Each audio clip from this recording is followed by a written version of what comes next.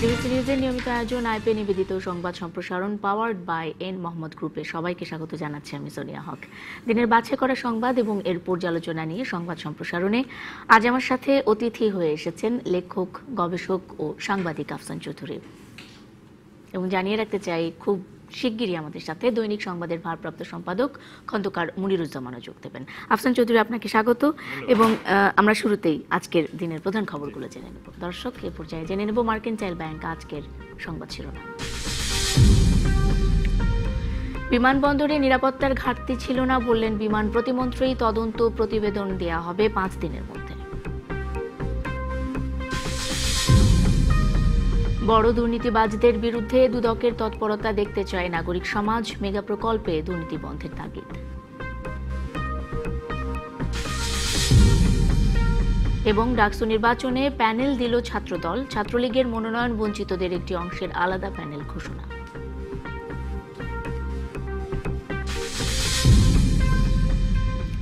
বিমান ছিনতাই চেষ্টার ঘটনায় কোনো বিষয়ে স্পষ্ট করে কিছু জানাতে পারেনি বিমান প্রতিমন্ত্রী। এমনকি পিস্তলটি খেলনা নাকি আসল ছিল তাও বলতে পারেননি তিনি। তবে শাহজালাল বিমানবন্দরের নিরাপত্তা ব্যবস্থায় কোনো ত্রুটি ছিল না বলে নিশ্চিত তিনি। সোমবার বিমানবন্দরের নিরাপত্তা ব্যবস্থা পর্যবেক্ষণ শেষে সংবাদ সম্মেলনে বিভিন্ন প্রশ্নের জবাব দেন বিমান প্রতিমন্ত্রী। হযরত শাহজালাল আন্তর্জাতিক বিমানবন্দরে সোমবারের নিরাপত্তা ব্যবস্থা অন্য যে কোনো দিনের তুলনায় কঠোর। সন্দেহ হলেই তল্লাশি, আর ভেতরে প্রবেশেও ছিল কড়াকড়ি। অভ্যন্তরীণ টার্মিনালের নিরাপত্তা ব্যবস্থাও ছিল জিরো টলারেন্স। কঠোর নিরাপত্তা ব্যবস্থার মধ্যেই রবিবার বিকেলে ময়ূরপঙ্খী উড়োজাহাজটি ছিনতাইকারীর কবলে পড়ে। প্রায় 2 ঘণ্টা ধরে চলা উত্তেজনার অবসান ঘটে মাত্র 8 মিনিটের কমান্ডো অভিযানে চট্টগ্রামের শাহ আমানত বিমানবন্দরে। সন্দেহভাজন ছিনতাইকারী নিহত হয়। এর মধ্যেই আন্তর্জাতিক ও অভ্যন্তরীণ টার্মিনালের নিরাপত্তা ব্যবস্থা পর্যবেক্ষণের জন্য সোমবার বেলা 12টায় বিমানবন্দরে পরিদর্শনে যান বিমান প্রতিমন্ত্রী। ঊর্ধ্বতন কর্মকর্তা ও সংবাদকর্মীদের সাথে নিয়ে নিরাপত্তা ব্যবস্থা পর্যবেক্ষণ করেন তিনি। নিরাপত্তা ব্যবস্থায় কোনো ত্রুটি ছিল না এটা নিশ্চিত করেন প্রতিমন্ত্রী। তবে বিমান ছিনতাইয়ের চেষ্টা নিয়ে কোনো কিছুই স্পষ্ট করে বলেননি তিনি। ছিনতাইকারীর কাছে পাওয়া পিস্তলটি খেলনা কিনা সেটিও নিশ্চিত করতে পারেননি তিনি। এখন কি হয়েছে কি হয় নাই আমরা তো নিজেরা দেখি নাই। আমরা আমাদের অবস্থান থেকে সর্বোচ্চটুকু দিয়ে এই জিনিসের একটা শান্তিপূর্ণ সমাধান যাতে হয়, যাতে কোনো লস না হয়, এই ব্যবস্থা করেছে।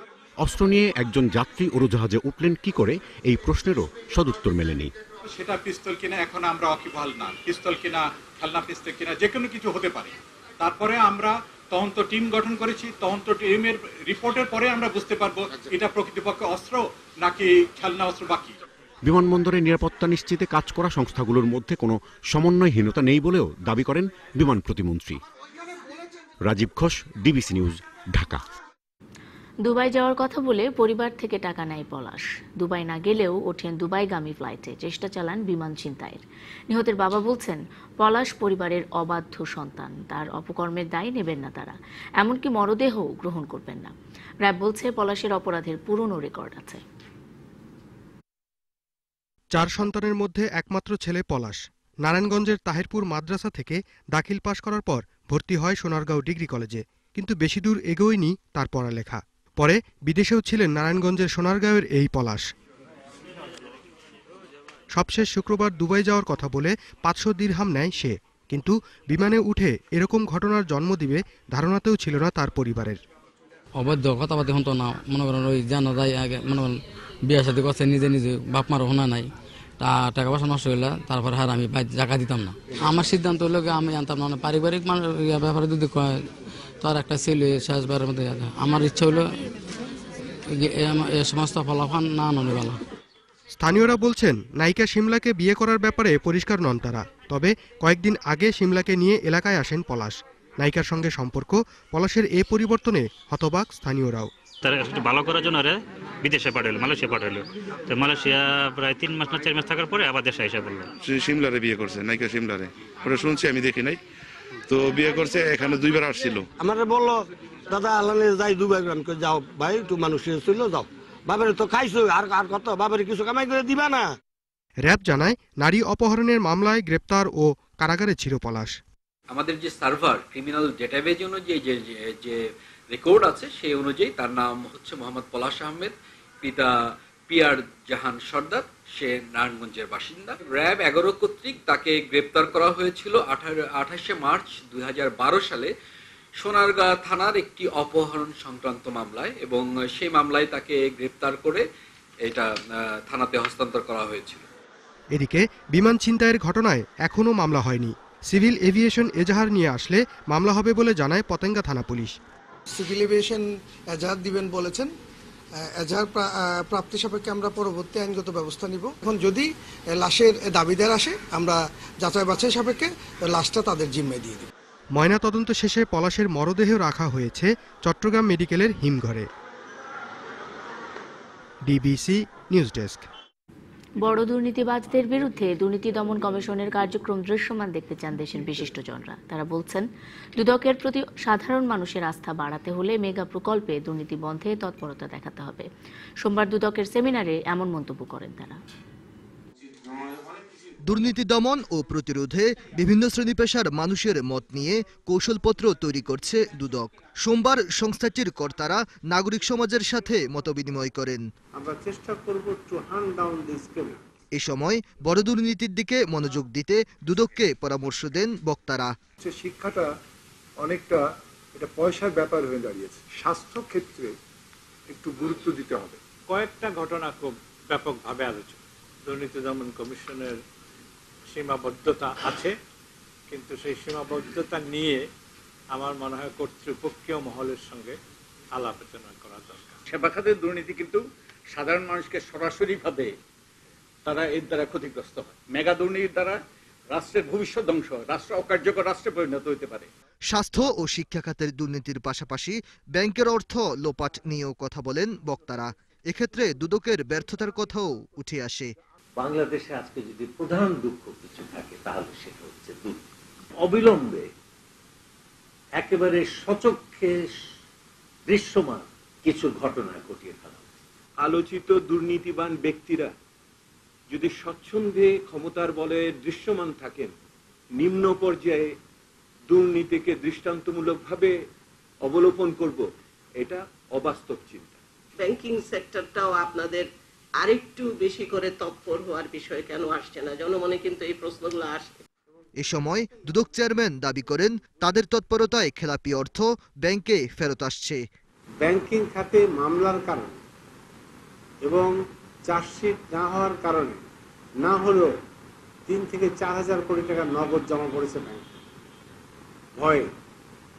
ইকবাল মাহমুদ আরো জানান, সরকারের প্রতিশ্রুতি অনুযায়ী দুর্নীতির বিরুদ্ধে জিরো টলারেন্সে দুদক। আমরা যে ব্যাংকের এমডি ধরলাম, সচিব ধরলাম। Aditya Arafat, DBC news, Dhaka.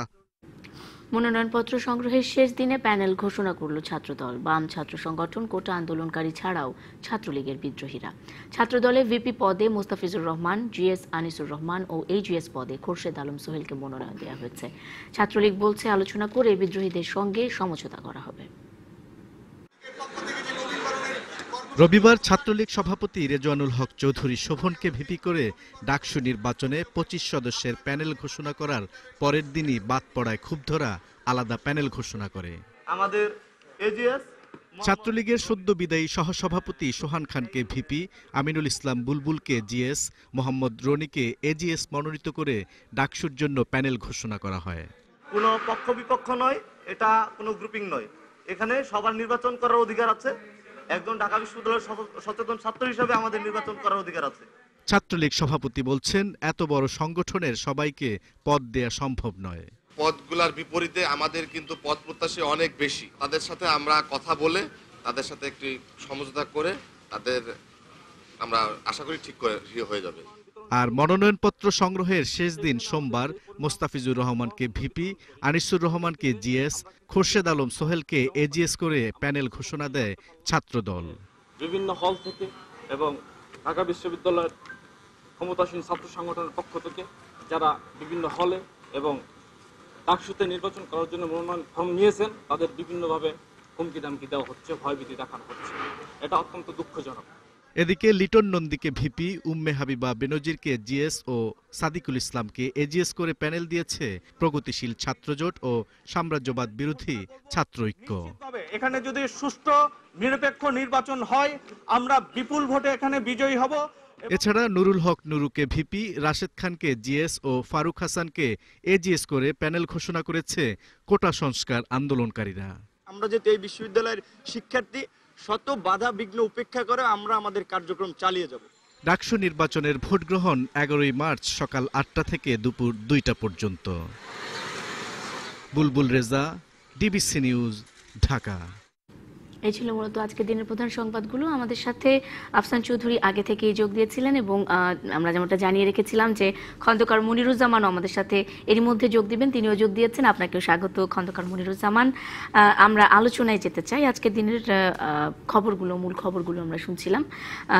তার মধ্যে যে বিষয়টি নিয়ে আমরা আলোচনা শুরু করতে চাই সেটি হলো যে বিভিন্ন পত্রপত্রিকায় বা সংবাদ মাধ্যমগুলোতে যে বিষয়টি এসেছে আজ, যে এখনো পুরো ঘটনা বোঝার চেষ্টায় বিমান প্রতিমন্ত্রী। আমরা যেটা আমাদের প্রতিবেদনটিতেও দেখলাম যে গতকাল যে চট্টগ্রামে দুবাইগামী বিমানটি ছিনতাইয়ের চেষ্টা করা হয়েছিল এবং যে ব্যক্তি মাহাদি নামে যে ছেলেটি এই ঘটনার সাথে জড়িত ছিল বলে বলা হচ্ছে, সে এখন জীবিত নেই, সেখানে সে মারা গেছে।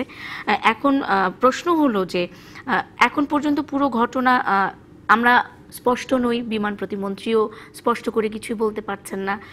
তা মাহাদির কাছে যে পিস্তলটি ছিল সেটি আসলে খেলনা পিস্তল ছিল নাকি আসল পিস্তল ছিল, সে বিষয়টিও এখন পর্যন্ত স্পষ্ট নয় দেশের মানুষের কাছে। বলা হচ্ছে যে বিমানবন্দরে পর্যাপ্ত নিরাপত্তা ছিল এবং নিরাপত্তার কোনো ঘাটতি ছিল না এবং তদন্ত প্রতিবেদন দেওয়া হবে, তদন্ত কমিটিও গঠন করা হয়েছে।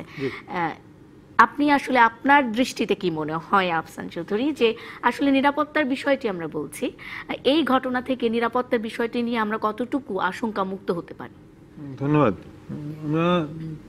আমার মনে হয় একটা জিনিস ধরে নিতে হবে যে এরকম হাইজ্যাকের প্রচেষ্টা হতেই পারে, সেটা বটে, কিন্তু যেটা জনমনে একটু বিভ্রান্তি ঠিক নয়, জনমনে এরকম প্রশ্ন উঠছে যে আমাদের মন্ত্রী মহোদয়রা, প্রতিমন্ত্রী মহোদয়রা বিশেষ করে, তারা একটু বেশি কথা বলে, মানে এতটা বোধহয় আগ বেড়ে কথা বলার তাদের দরকার নেই। যে বিমানবন্দরে নিরাপত্তা ছিল, তো নিরাপত্তা যদি থাকবে তো তাহলে তো ঢোকার কোনো প্রশ্ন আসে, এই ধরনের অবান্তর কথা বলার তো তার দরকার নেই। মানে গতকাল বোধহয় একটা টেলিভিশন চ্যানেলে গিয়ে বলেছেন বিভিন্ন কথা এবং বলতে যাচ্ছেন যে প্রধানমন্ত্রীকে উনি জানাতে যাচ্ছেন, তো প্রধানমন্ত্রী তখন ওনাকে জানিয়েছেন, তিনি এরই মধ্যে জানেন। তো তাহলে আমার মনে হয় যে বিষয়টা সামনে আসছে যে দক্ষতার বোধহয় ঘাটতি, মানে বিভিন্ন প্রতিরক্ষা বাহিনীর মধ্যে সমন্বয়হীনতা আছে কি না সেটা তো আমরা জানতে পারবো পরে।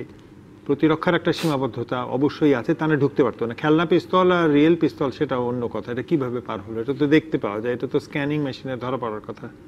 আর দ্বিতীয়ত কে কার আত্মীয় স্বজন কাকে বিয়ে করেছে না করেছে, কি কারণে হচ্ছে, সেটাও তো তার এত কথা বলার তো দরকার নেই।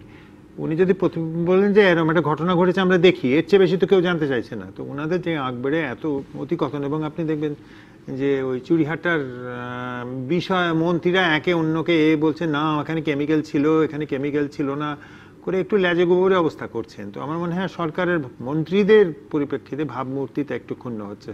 তো ইনাদের যে, আমি আগেও ওই কথাটা বলেছি, ইনারা প্রধানমন্ত্রীর উপরে নির্ভরশীল হয়ে গেছেন, মানে প্রধানমন্ত্রী সব করে দেবেন, প্রধানমন্ত্রীকে আমি গিয়ে জানাচ্ছি, প্রধানমন্ত্রীকে আমি বলছি, প্রধানমন্ত্রী কি তারপরে কি এখন প্লেনে প্রধানমন্ত্রী কিন্তু পুরো বিষয়টাই জানতেন শুরু থেকে এবং তিনি সিদ্ধান্ত দিচ্ছেন, তিনি নির্দেশনা দিয়েছিলেন। তাহলে এটা জি এইটাই হচ্ছে, বোঝা যাচ্ছে যে প্রধানমন্ত্রী নির্ভর হয়ে যাচ্ছে এই সরকারটা। তো একটু বোধহয় ওনাদের একটু দক্ষতা দেখানোর প্রয়োজন। সংকটটা কিন্তু নিরাপত্তার না, শুধু দক্ষতারও বটে। খন্দকার মনিরুজ্জামান, আপনার কি মনে হয় গতকালের এই ঘটনাটি আসলে আমাদেরকে কি ধরনের বার্তা দিল? কারণ বিমানবন্দরের মতো এমন একটি স্পর্শকাতর জায়গা এবং যেখানে দুবাইগামী একটি ফ্লাইট, সেখানে এই ধরনের একটি ঘটনা, যাত্রীরা তো ছিলেন, দেশি যাত্রীরা ছিলেন, বিদেশি যাত্রীরা ছিলেন, সবকিছু মিলে কি ধরনের বার্তা পেলাম আমরা? বার্তাটা খুব ভালো পেলাম না আর কারণটা হচ্ছে এমনি আমাদের বিমানবন্দর নিরাপত্তা নিয়ে বিদেশিদের কাছে প্রচুর ঝামেলায় আছি আমরা আর কি। আপনারা জানেন বোধহয় যে বাংলাদেশ থেকে কোনো পার্সেল গেলে অস্ট্রেলিয়াতে সেটা রিসিভ করা হয় না, নেওয়াই হয় না। ইউরোপীয় ইউনিয়নেরও কোনো কোনো দেশে সেটা নেওয়া হয় না, সেটা কিন্তু এখনও আছে।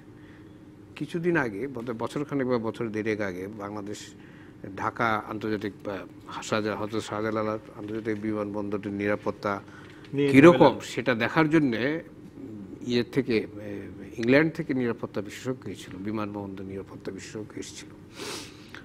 তারা কি রিপোর্ট দিচ্ছে আমরা জানি না, কিন্তু এসেছিল এটা আমরা জানি, এবং তারা ছিল কিছুদিন দেশে, তাদের কিছু পরামর্শ তারা নিশ্চয়ই দিয়ে গেছে। মন্ত্রী যে বললেন যে নিরাপত্তা যথেষ্ট ছিল, এরকম হাস্যকর কথা কেন বলেন? নিজেদেরকে হাস্যকর কেন মনে করেন? মানুষকে বোকা কেন মনে করেন? নিরাপত্তাই যদি থাকবে তাহলে একটা পিস্তল নিয়ে ঢুকলো কিভাবে? ওই একটা ঘটনাই তো এনাফ যে নিরাপত্তা যথেষ্ট ছিল না আর কি। তা খামাখা মানুষকে বোকা বানানোর জন্য কথা। আর মানুষ, আমাদের দেশের মানুষ যথেষ্ট বুদ্ধিমান, এবং এখন তো মনে হয় মন্ত্রীদের চেয়েও বেশি বুদ্ধিমান, এটা নিঃসন্দেহেই বলা যায়। কারণ প্রত্যেকেই প্রথমেই যে প্রশ্নটি আমি ফেস করেছি আমাদের একজন পাঠকের কাছে গতকাল, সেটি হচ্ছে যে নিরাপত্তা যদি থাকবে তাহলে এই পিস্তলটি নিয়ে খেলনা হোক আর রিয়েল হোক, এটা নিয়ে ঢুকলো কিভাবে? মন্ত্রী বলছে নিরাপত্তা আছে, আমরা কি বুঝবো? ওই ভদ্রলোক প্রশ্ন করতেছে, আমি যে আপনি বুঝে নেন যা বোঝার, আমার যা বোঝার তো সেটা বোঝা হয়ে গেছে, সারা হয়ে গেছে। মানুষকে তো বোকা না ভেবে নিজেদেরকে হাস্যকর না করে কাজটা করলে আমরা খুশি হই। প্রত্যেকটা ঘটনার সময়, আজকে বলে না, আমাদের দেশে যুগ যুগ ধরে এটা হয়ে আসছে। প্রত্যেকটা ঘটনার সময় এক একজন মন্ত্রী এক এক কথা বলে এরকম একটা অবস্থার তৈরি করে যে শেষ পর্যন্ত ঘটনাটা আসলে কি সেইটা আর বোঝা বোধগম্যের বাইরে থাকে আর কি। হ্যাঁ, দরকার তো নেই। একটা ঘটনা ঘটেছে, উনি পরিষ্কার বলবেন যে হ্যাঁ একটা ঘটনা ঘটেছে, এরকম হয়েছে, প্রাইম ফেসে এরকম আমরা জেনেছি, বাকিটা তদন্তের পরে হ্যাঁ জানা যাবে, তখন আমরা জনগণকে জানাবো। ওয়ান সেন্টেন্স ইজ এনাফ, একটি বাক্যই যথেষ্ট, এর বেশি। এই যে চকবাজারে যেটা হলো সেখানেও তাই, এক মন্ত্রী গিয়ে বলছে এটা আছে, এক মন্ত্রী গিয়ে বলছে ওটা নাই এটা আছে, এক মন্ত্রী গিয়ে বলছে এইভাবে আগুন লেগেছে, এক মন্ত্রী ও হয়ে আগুন লেগেছে। তো এটা পাবলো কি মনে হয়? সবচেয়ে বড় সত্য তো ঘটনার 2 দিন পর আমরা কেমিক্যাল উদ্ধার করেছি সেখান থেকে। আচ্ছা, এখন ঘটনা হলো যে আপনি এই যেটা আফসান চৌধুরী বলেছেন যে দেখা যায় যে সবকিছুই গিয়ে শেষ পর্যন্ত প্রধানমন্ত্রীকে করতে হয় আর কি। প্রধানমন্ত্রীকে যদি করতে হবে তাহলে এতগুলি মন্ত্রী পোষার আমাদের কি দরকার? আমাদের তো গরিব দেশ, আমরা এখনো সমৃদ্ধ দেশে পরিণত হয়নি, সমৃদ্ধ দেশের দিকে আমরা যাচ্ছি কেবল, তাই তো? তাহলে এতগুলো মন্ত্রী কেন আমরা পুষবো আমাদের জনগণের অর্থ দিয়ে?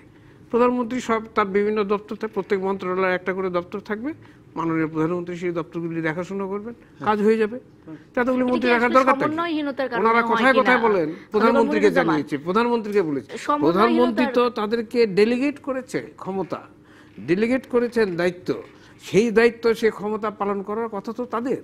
তারা যদি সেটা না করে তাহলে তাদের মন্ত্রী আছেন কেন? মানে এটা কি আসলে সমন্বয়হীনতার কারণে হয়? না না না, এটা হচ্ছে তিনি জানার আগে প্রধানমন্ত্রী জেনে যান।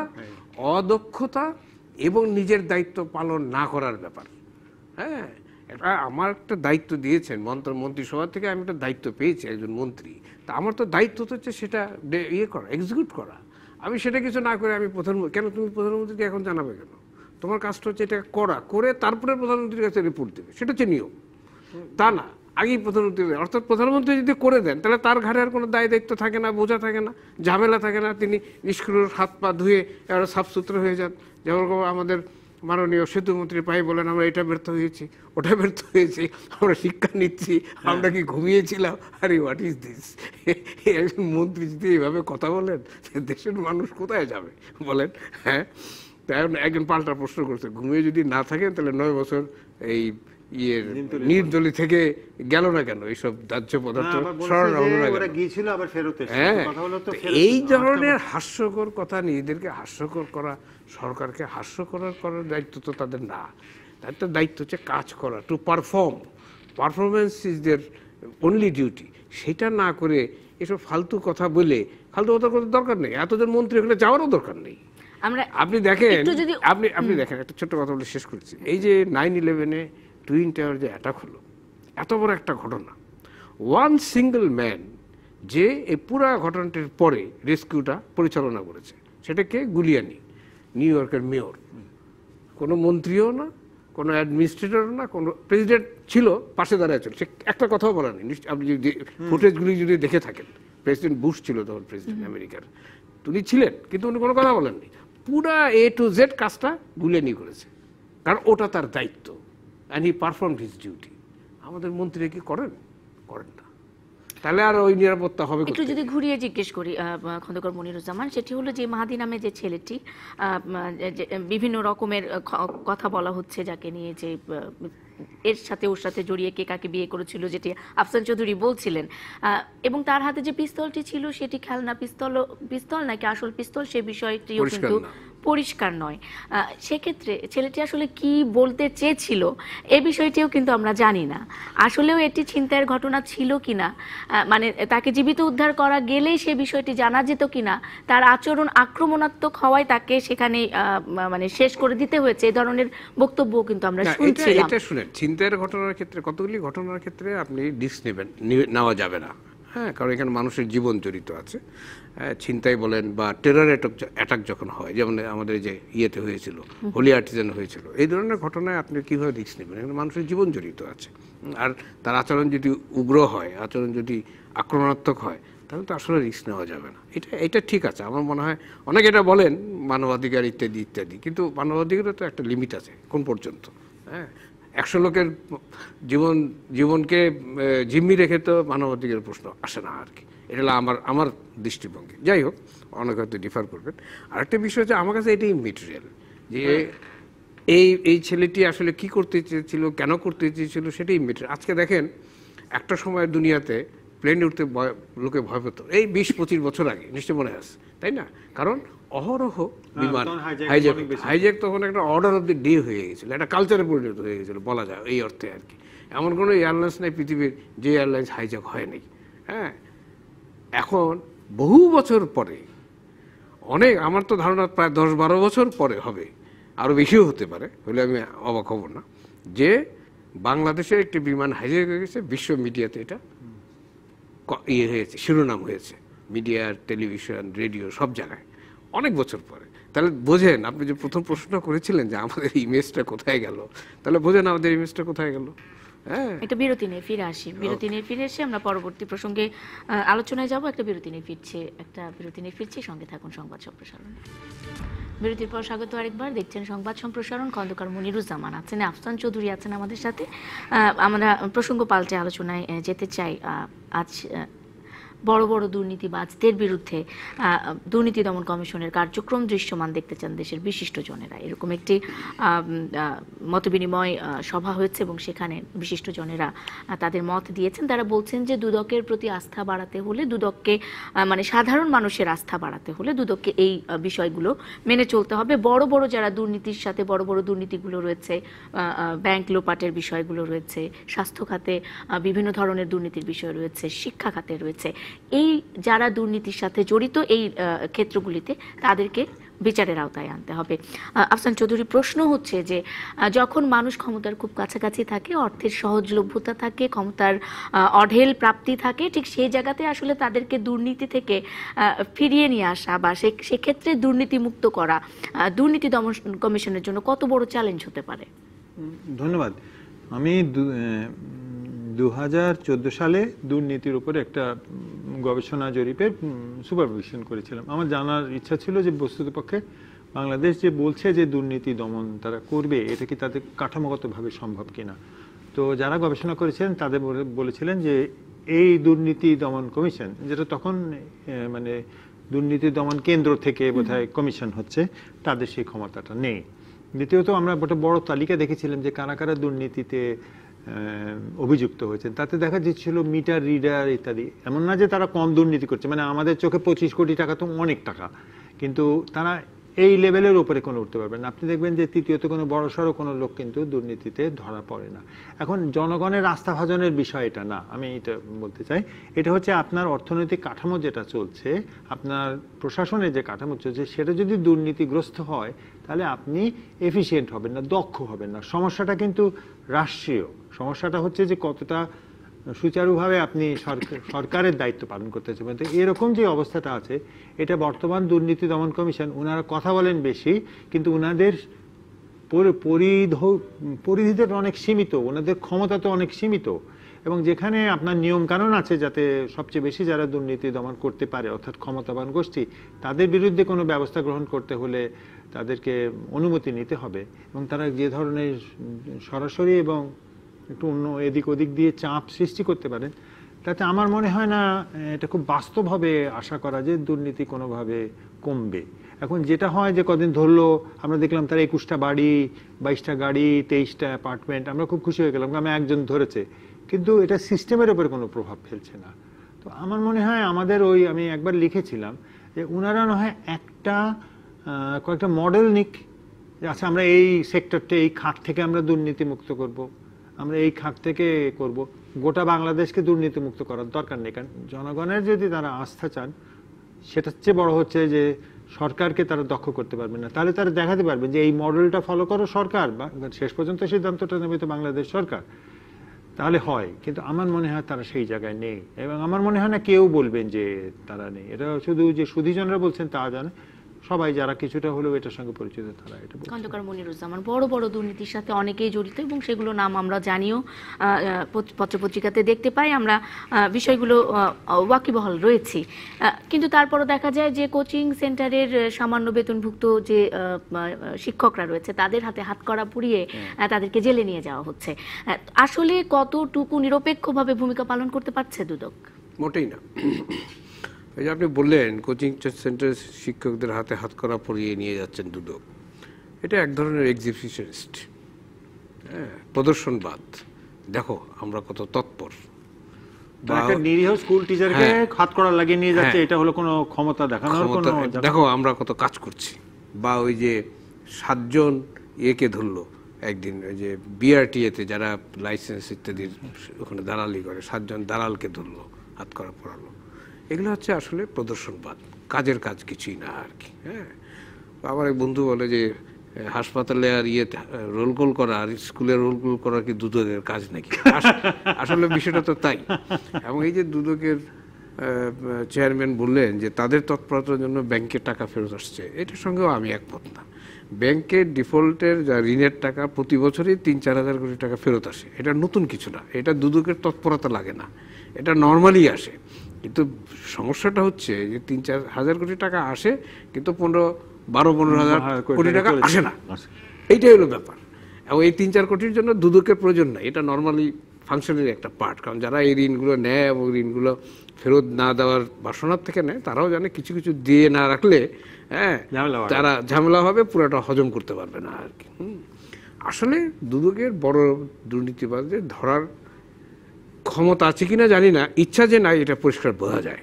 অন্তত যেটাই আফসান চৌধুরী বললেন, আমিও একমত, একটা জায়গায় তারা দেখাক যে আমরা এই সিস্টেমটাকে দুর্নীতিমুক্ত করেছি। আমি ব্যক্তির কথা বলছি না, এই যে আমাদের সমস্ত সিস্টেমই তো দুর্নীতিগ্রস্ত। একটা জায়গায় তারা দেখাক যে হ্যাঁ এই সিস্টেমটাকে আমরা দুর্নীতিমুক্ত করছি। যেমন ধরো ব্যাংকই যদি আমরা ধরি, আমরা জানি যে সরকারি ইয়েতে তদন্তে বাচ্চু, কি বাচ্চুর জন্য ভদ্রলোকের নাম ভুলে গেলাম, আব্দুল হাই বাচ্চু, বেসিক ব্যাংকের নাম এসছে, একবার না বহুবার এসছে, এই দুর্নীতির হোতা তিনি দুদিকে যান, হাসতে হাসতে বেরিয়ে আসেন, হাসতে হাসতে ঢোকেন, হাসতে হাসতে বেরিয়ে আসেন। কি এমন মধু সেখানে তাকে খাওয়ানো হয় যে তিনি হাসতে হাসতে বেরিয়ে আসেন। এখানে তো একটা যার জরুরির সঙ্গে যে ব্যক্তি যুক্ত, তাই ওখানে গেলে তো সে কাঁপতে কাঁপতে বেরিয়ে আসবে, এরকম আমরা দেখি নেই কিন্তু। এবং তার বিরুদ্ধে কিন্তু এখন আর কোনো তৎপরতা নাই, খেয়াল করে দেখেন, কোনো অনুসন্ধান নাই, কিচ্ছু নেই। 4,500 কোটি টাকা ওই ব্যাংকের লোপাট হয়ে গেল। কে নিল? ভূতে নিল। হ্যাঁ, বাংলাদেশের ব্যাংকের টাকা ভূতে নিচ্ছে, সে কারণে তার বিরুদ্ধে দুদক কোনো তদন্ত করতে পারছে না। আসলে দুদক যেটা করছে, যেটা প্রথমে বললাম, এটা হচ্ছে এক ধরনের প্রদর্শনবাদ, যে আমরা কাজ করি এটা দেখাচ্ছে। এই হেলথ সেক্টর নিয়ে তারা কাজ করছে। হেলথ সেক্টরে যেখানে দুর্নীতি হয়, বড় দুর্নীতি, ডাইরেক্টরেট অফ হেলথ, DGHS, সেইখানে যে তারা কোথায় ওই 1-2 জনের বিরুদ্ধে কিছু একটা ব্যবস্থা নিল, তারপরে আর তৎপরতা কোথায়? এই সেক্টরে অনেকের নাম আসছে, কিন্তু আসল যে লোকটা দুর্নীতির পেছনে, বাইরের একজন কন্ট্রাক্টর, যে পুরা ডিজি অফিসটাকে চালায়, কার প্রমোশন হবে, কার কোথায় হবে, পদায়ন হবে, কি হবে না হবে, এমনকি ডিজিকেও চালায়, মিঠু নামে এক কন্ট্রাক্টর, তার নাম পত্রিকায় এসছে। দুদকের তদন্তে কিন্তু তার নাম আমি জানি না আসছে কিনা, কিন্তু আমরা দেখিনি। বিষয়টা হচ্ছে এখানে আর কি, যে তদন্তের গভীরে যাও। ঠিক আছে, হেলথ সেক্টর ধরে হেলথ সেক্টরকে, একটা সেক্টরকে তুমি তদন্তমুক্ত করো, এই সিস্টেমটাকে দাঁড় করা, এবং তদন্তমুক্ত করে এটাকে তদন্ত যাতে না হয় এরকম একটা সিস্টেম দাঁড় করা। শুধু তদন্তমুক্ত করা বা কোনো লোককে ধরে জেলে দেওয়া, তার বিরুদ্ধে ব্যবস্থা, এটাই তো তার কাজ শেষ না। এই সিস্টেমটা যাতে দুর্নীতি না হয় সেই ব্যবস্থা তো দুর্নীতি দমন কমিশনকে করতে হবে। কোথায়? আর তারা বলে যে তাদের কি মাঝে মাঝে দু একজন বলে যে এটা আমাদের ইয়েতে নাই, টার্মস অফ রেফারেন্সে নাই। আমি দুদিকে টার্মস অফ রেফারেন্স দেখলাম যে তারা যে সমস্ত কাজ করতেছে সবগুলো কি তাদের টার্মস অফ রেফারেন্সের সঙ্গে মিলে আছে, যুক্ত আছে বা সাজুজ্য আছে, এটা অনেক সময় আমার কাছে মনে হয় না। বরং যেগুলো আছে সেগুলোকে তারা হাত দিচ্ছে না বা হাত দিতে ভয় পাচ্ছে। তাই যদি হয় তাহলে দুর্নীতি দমন কমিশন তাদের যে লক্ষ্য অবজেক্টিভ, যে অবজেক্টিভ নিয়ে এটা দুর্নীতি দমন কমিটি থেকে কমিশন হলো, হ্যাঁ, যে এটা একটা ইন্ডিপেন্ডেন্ট বডি হবে ইত্যাদি হবে ইত্যাদি হবে, সেটা কিন্তু পরিপূর্ণ হয়নি। আর একটা এখানেও সে অতি কথনের দোষ আছে। আমাদের যারাই ক্ষমতায় যায় বা যারাই মাথায় বসে সবসময় তাদের মধ্যে একটা অতি কথনের দোষ থাকে। যে দুর্নীতি দমন কমিশনের চেয়ারম্যান মাঝে মাঝে বলেন যে আমরা দেখিয়ে দেবো, কিছুদিন আগে বললেন না, হ্যাঁ, তো এই কথাগুলি বলার তো কোনো দরকার নাই। পরে বলে যে আকাশে চাঁদ উঠলে সবাই দেখবে, তাই তো? হ্যাঁ, আপনার কাজ যদি সেরকম হয় তাহলে ওনার বলার দরকার নাই, আমরাই দেখবো যে হ্যাঁ উনি একটা বিরাট কাজ করেছেন, হ্যাঁ, এবং এটা মনে রাখার মতো কাজ করেছেন, এটা বলার তো কোনো দরকার নেই। তো সেরকম কাজকে এই কয়েক বছরে করতে পেরেছে? করতে পারে নাই। এখন কেন করতে পারে না আমরা জানি না। এটা হইতে পারে পলিটিক্যাল চাপ, এটা হইতে পারে প্রশাসনিক চাপ। তারা তো বলে তাদের উপর কোনো চাপ নেই। হ্যাঁ, চাপ নাই, তাহলে আব্দুল্লাহ বাচ্চু তো হলো না কেন? যারা চিহ্নিত দুর্নীতিবাজ আমাদের দেশে তাদের তদন্ত আগায় না কেন? আমার কাছে এখন সঙ্গে নাই, কিন্তু আমার কাছে তথ্য আছে যে কতজন চিহ্নিত দুর্নীতিবাজের তদন্ত অর্ধেক রাস্তায় গিয়ে থেমে গেছে, দুদক অগ্রসর হয়নি। কেন হয়নি? তাহলে সেই রহস্যটা কোথায় সেটা বলুক তারা। আসলে বিষয়টা হচ্ছে সেই জায়গাটায় আর কি, তারা যতটুকু করতে পারে তার চেয়ে বেশি বলে আর অনেক বেশি করে না। একটা বিরতি নিয়ে ফিরে আসি, বিরতির পরে দেখে নিব পত্রিকার অনলাইনগুলো কি ধরনের খবর দিচ্ছে। সংবাদ সম্প্রসারণে আরেকটা বিরতি নিয়ে ফিরছে, এক্ষুনি সঙ্গে থাকুন। বিরতির পর স্বাগত আরেকবার, দেখছেন আইপে নিবেদিত সংবাদ সম্প্রসারণ powered by N Mohammad group. আমরা বিরতির পরে পত্রিকার অনলাইনগুলো কি ধরনের খবর দিচ্ছে আমরা একটু দেখে নিতে চাই। বাংলা ট্রিবিউন শুরুতে আছে আমাদের সাথে। প্রথম খবরটি যেটি নিয়ে আমরা কথা বলছিলাম, মাহাদির ফেসবুক যা বলে, ওই চট্টগ্রামের বিমান ছিনতাইয়ের ঘটনায় যে ছেলেটি নিহত হয়েছে তার ফেসবুক কি বলছে, তাকে সেখানে প্রতিশোধ পরায়ণ ম্যানিয়া রোগী হিসেবে প্রাথমিকভাবে চিহ্নিত করছেন বিশ্লেষকরা। বলা হচ্ছে তিনি মানসিকভাবে আসলে অসুস্থ ছিলেন। চকবাজার অগ্নিকাণ্ডে নিখোঁজ ছাত্রীর পরিবার এবার প্রতারণার শিকার। এটা একটি গুরুত্বপূর্ণ বিষয় এ কারণেই যে সেদিন চকবাজার অগ্নিকাণ্ডের যেখানে চুরিহাট তার আশপাশেই ছিলেন এই দুই ছাত্রী, যারা ছোটবেলা থেকেই বান্ধবী ছিলেন এবং তাদের একটি অনুষ্ঠান শেষ করে ফেরার পথে ওখানে জ্যামে আটকে ছিলেন। তাদের বাসায় ফিরে আসার কথা ছিল। কিছুক্ষণ পরে তাদের একজনের ফোন থেকে তার বাসায় ফোন দেওয়া হয় এবং সেখানে মুক্তিপণ দাবি করা হয় 1 লাখ টাকা। 50,000 টাকা দেওয়ার পরও তাদের পর সেই ফোনটি আসলে বন্ধ পাওয়া যায়। এই ধরনের আমরা তো আসলে যে যুগে বাস করছি, আফসান চৌধুরী কিংবা মনিরুজ্জামান, আমরা এত ডিজিটাল, এখানে আমরা আসলে কিছু করতে পারছি না কেন? ফোনটি সুইচড অফ, এখানে আর কিছু করা যাচ্ছে না। এই বিষয়ে কি আমরা কিছু বলতে পারি কিনা আফসান চৌধুরী? না, আমরা বিষয়টা এখন শেষ পর্যন্ত কি হয়েছে আমি জানি না। তবে এদের নিখোঁজ হওয়ার সঙ্গে কি অগ্নিকাণ্ডের কোনো যোগাযোগ আছে? অগ্নিকাণ্ডের ঘটনা যেখানে ঘটেছে তার আশপাশে সেই সময় তারা অবস্থান করছিলেন এবং পরিবারের পক্ষ থেকে ধারণা করা হয়েছিল যে তারা বোধহয় আগুনের সেই দুর্ঘটনার শিকারই হয়েছেন এবং তাদের খোঁজ পাওয়া যাচ্ছে না। পরবর্তীকালে একজনের মোবাইল ফোন থেকে ফোন আসে এবং তাদের কাছে মুক্তিপণ দাবি করা হয় এবং মুক্তিপণের অর্ধেক টাকা দেওয়ার পরে ফোনটি সুইচড অফ পাওয়া যাচ্ছে। তো আসলে এই ঘটনাটি যারা ঘটাচ্ছে তারা তো আসলে অসৎ উদ্দেশ্যেই ঘটাচ্ছে, সেক্ষেত্রে তাদেরকে খুঁজে পাওয়া যাচ্ছে না। সেটা তো এখন আইন শৃঙ্খলা বাহিনীর কাজ, তারা অবশ্যই চেষ্টা করলে খুঁজে পাবে, এটা আমি বিশ্বাস করি। কারণ আমাদের এটা বলতে হবে আমাদের অনেক কিছুরই দুর্বলতা আছে, কিন্তু একটি জায়গায় আমাদের অগ্রগতি হয়েছে বলে আমি মনে করি। আইন শৃঙ্খলা বাহিনী বিশেষ করে তদন্ত, তথ্য সংগ্রহ এবং অনেক সময় প্রিএমটিভলি ব্যবস্থা নেওয়া, এই ক্ষেত্রে আইন শৃঙ্খলা বাহিনীর যথেষ্ট দক্ষতা আমরা দেখছি গত বেশ কিছুদিন ধরে। এইটা যদি রাইটলি তারা টেক আপ করে, যে দপ্তরের কাজ সেই দপ্তর যদি দপ্তরটি যদি পিক আপ করে, তাহলে আমার ধারণা অবশ্যই খুঁজে বের করতে হবে এটা কোথায় আছে, তারা কিভাবে আছে। এটা কারণ অনেক দেখেন আপনি গত কিছুদিনের মধ্যে অনেক মানে একেবারে মনে হয় যে একটি ঘটনা পুলিশ রিপোর্ট দিয়ে দিয়েছে, এই কিছুদিন আগের একটি ঘটনা পুলিশ রিপোর্ট দিয়ে দিয়েছে যে এটি কোনো সূত্র পাওয়া যায়নি, তথ্য পাওয়া যায়নি, সুতরাং মামলা ফাইনাল রিপোর্ট দিয়ে দিচ্ছে, অর্থাৎ মামলা খারিজ।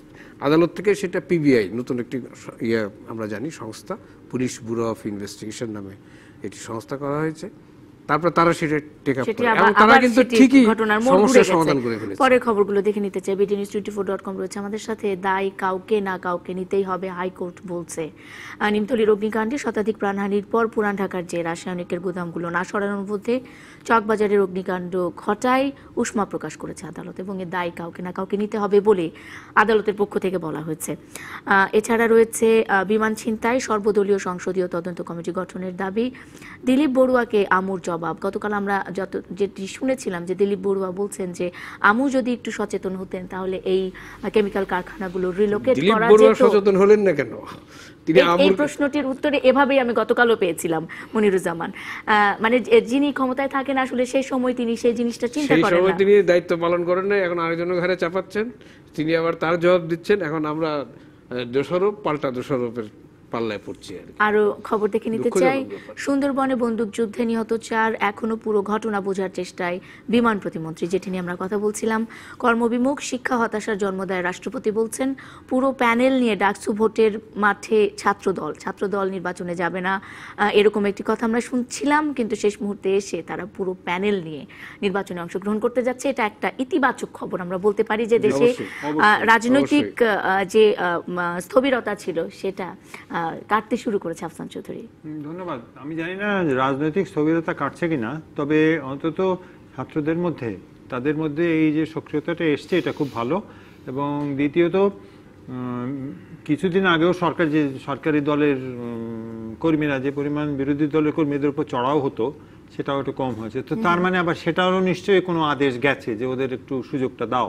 তো তাহলে এটা আমি মনে করি যে আমাদের যেহেতু চর্চার অভাব আছে, আমরা মোটামুটি ধরেই নিচ্ছি যে প্রধানমন্ত্রী বা উপরতলা থেকে যদি বলে যে কিছু করতে দিও না তো ঠেল করতে দেবো না, কিছু করতে দাও তো করতে দাও। তো যদি এটাকে প্র্যাকটিসের মধ্যে না আসে তাহলে আমাদের রাজনৈতিক সক্রিয়তাও নির্ভর করবে কারো আদেশের উপরে। এটাই প্রায় 2 যুগেরও বেশি সময় পরে ডাকসু নির্বাচন হচ্ছে। সেক্ষেত্রে আসলে 28 বছর পরে যখন ডাকসু নির্বাচন হচ্ছে, সেক্ষেত্রে আসলে 2 পক্ষেরই তো সমান অংশগ্রহণ এখানে বাঞ্ছনীয়। এই কারণেই কি ছাত্রদল কিংবা বিএনপি এই সুবিধাটা পাচ্ছে কিনা? এখানে একটা বিষয় কি শুনেন না, আমাদের দেখেন আরেকটি বড় বিপদের কথা আমি বলি এই প্রসঙ্গে, সেটা হচ্ছে যে আমাদের দেশের রাজনৈতিক নেতৃত্ব কিন্তু বরাবরই ছাত্র আন্দোলন থেকে এসছে, including father of the nation. Bangabandhu কিন্তু ছাত্র আন্দোলনের প্রোডাক্ট।